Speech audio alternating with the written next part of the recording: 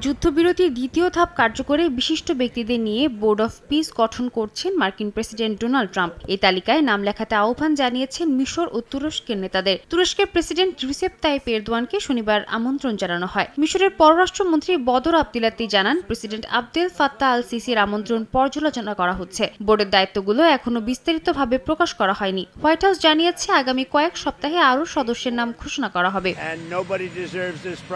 ফিলিস্তিনি সংগঠন ইসলামিক জিহাদের অভিযোগ, ইসরায়েলের স্বার্থ রক্ষায় এই বোর্ড গঠন করা হয়েছে। তারা বলছে, বোর্ডের উদ্দেশ্যে যুদ্ধবিরতি চুক্তির শর্ত বাস্তবায়নের নামে দখলকারী শক্তির স্বার্থে কাজ করা। গাজাবাসীর আশঙ্কা, ন্যায় বিচার বা পুনর্গঠনের পরিবর্তে নিজেদের নিয়ন্ত্রণকে অগ্রাধিকার দিতে পারেন বোর্ডের সদস্যরা।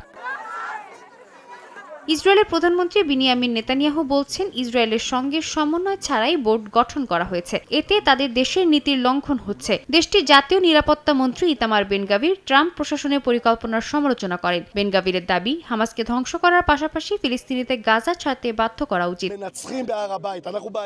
এদিকে পশ্চিম তীরে বসতি সম্প্রসারণ প্রকল্প বন্ধের আহ্বান জানিয়েছে ইউরোপীয় ইউনিয়ন। কমিশনের মুখপাত্র আনোয়ার এল আনুনি বলেন, বসতি সম্প্রসারণ শান্তি ও স্থিতিশীলতার জন্য ঝুঁকিপূর্ণ। বিশেষ করে জেরুজালেমের পূর্বাঞ্চলে আতারোট ও নাহালাত সীমনে এই প্রকল্প উদ্বেগজনক। ইউরোপীয় কমিশন বলছে, অবৈধ বসতি সম্প্রসারণ দ্বিরাষ্ট্র সমাধানের সম্ভাবনা হ্রাস করছে। এটি ফিলিস্তিনিদের বাস্তুচ্যুতি ঘটাতে পারে। সাদিয়া তাসনিম, সময় সংবাদ।